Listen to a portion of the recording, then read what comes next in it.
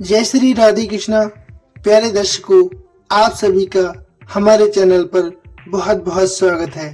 इंदिरा एकादशी की आपको बहुत बहुत शुभकामनाएं।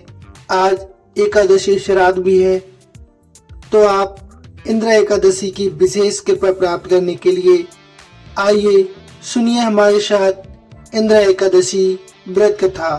कहा जाता है कथा सुनने मात्र व्रत का फल संपूर्ण हो जाता है, तो आपको व्रत की कथा अवश्य सुननी चाहिए। तो आइए भक्तों शुरू करते हैं। उससे पहले आप वीडियो को लाइक शेयर कर लीजिए, आपका बहुत धन्यवाद होगा। अश्विन मास की कृष्ण पक्ष की एकादशी तिथि पर इंदिरा एकादशी का व्रत रखा जाता है। इस व्रत को करना बहुत ही फलदायी माना जाता है। इस दिन लक्ष्मी नारायण की पूजा करने के साथ साथ व्रत कथा का पाठ करना बहुत खास महत्व होता है। ऐसे में आइए विस्तार से जानते हैं पद्म पुराण में वर्णित इंदिरा एकादशी की व्रत कथा।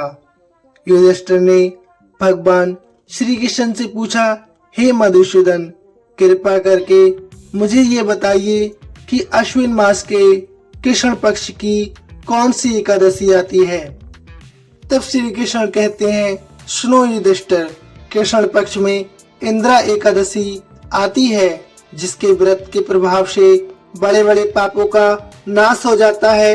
वहीं नीच योनि में पड़े हुए पितरों को भी ये एकादशी सद्गति देने वाली मानी जाती है। हे राजन, पूर्व काल की बात है, सतयुग में इंद्रसेन नामक एक राजकुमार रहता था, जो महिष्मती पुरी के राजा होकर धर्म पूर्वक प्रजा का पालन करते थे। उनका यश चारों ओर फैला हुआ था। राजा इंद्रसेन भगवान विष्णु की भक्ति में तत्पर रहते थे। गोविंद के मोक्षदायक नामों का जाप किया करते और अपना समय निकालकर वह आध्यात्मिक चिंतन में लगा रहते थे।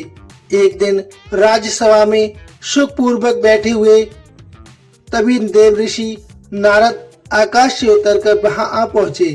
उन्होंने आता हुआ देखकर राजा हाथ जोड़कर खड़े हो गए और विधि पूर्वक पूजन करके उन्हें आसन पर बिठा दिया। इसके बाद उन्होंने बोला, हे मुनि श्रेष्ठ, आपकी कृपा से मेरी सर्वथा कुशल हो गई। आज आपके दर्शन से मेरी सभी यज्ञ क्रियाएं सफल हो गई हैं। हे देव ऋषि, आप अपने आने का कारण बताकर मुझ पर कृपा कीजिए।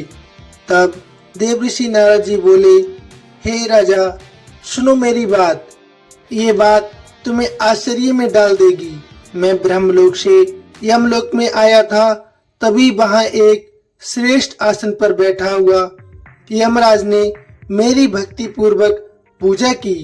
यमराज की सभा में मैंने उस वक्त तुम्हारे पिता को भी देखा। वे व्रत भंग के दोष से वहां आए हुए थे। हे राजन, उन्होंने तुम्हें एक संदेश देने के लिए कहा था। सुनो, उन्होंने कहा, हे बेटा, मुझे इंदिरा एकादशी के व्रत का पुण्य देकर स्वर्ग में भेज दो। उनका यही संदेश बताने के लिए मैं तुम्हारे पास आया हूँ। हे राजन, अपने पिता को स्वर्गलोक की प्राप्ति कराने हेतु इंदिरा एकादशी व्रत तुम अवश्य करो। फिर राजा ने देव ऋषि से सवाल किया, हे भगवान, कृपा करके इंदिरा एकादशी व्रत की मुझे विधि बताइए। किस पक्ष में, किस तिथि को और किस विधि से इसका व्रत पूर्ण होता है। तब देव ऋषि नारद बोले, हे राजन सुनो, मैं तुम्हें इस व्रत की शुभकारक विधि बताता हूँ।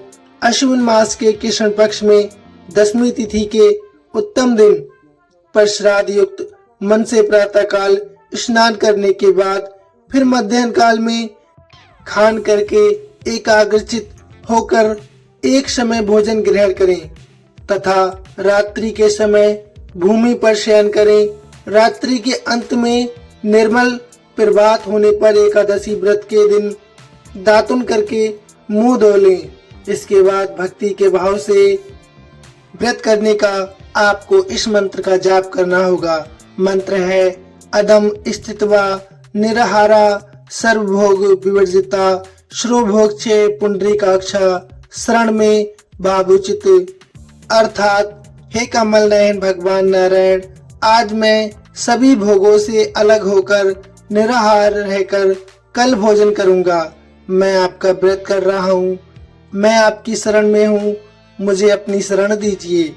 इस प्रकार नियम करके मध्याह्न काल में पितरों की प्रसन्नता के लिए शालिग्राम शिला के सामने विधि पूर्वक श्राद्ध करें और दक्षिणा से ब्राह्मणों का सत्कार करके उन्हें भोजन कराना चाहिए।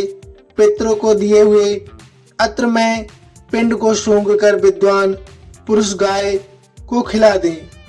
इसके बाद धूप और गंध आदि से भगवान ऋषिकेश का पूजन करें। बरात्रि के समय उनके समीप जागरण करें। तत्पश्चात सुबह होने पर द्वादशी के दिन दोबारा भक्ति पूर्वक श्री हरि की पूजा करनी चाहिए। फिर ब्राह्मणों को भोजन कराने के पश्चात भाई बंधु नाती और पुत्र आदि के साथ स्वयं मौन होकर भोजन करना चाहिए। हे राजन, इस विधि से आलस रहित होकर तुम इंद्रा एकादशी का व्रत करो। ऐसा करने से तुम्हारे पितृ भगवान विष्णु के वैकुंठ धाम में चले जाएंगे। अब भगवान श्री कृष्ण कहते हैं, हे राजन, राजा इंद्रसेन से इस बात को कहकर देवऋषि नारद अंतर ध्यान हो गए। राजा ने उनके द्वारा बताई हुई विधि से अंतापुर की रानियों, पुत्रों और भृत्यों सहित उस समय उत्तम व्रत का अनुष्ठान किया। कुंती नंदन, व्रत पूरा होने पर आकाश से फूलों की वर्षा होनी शुरू हो गई।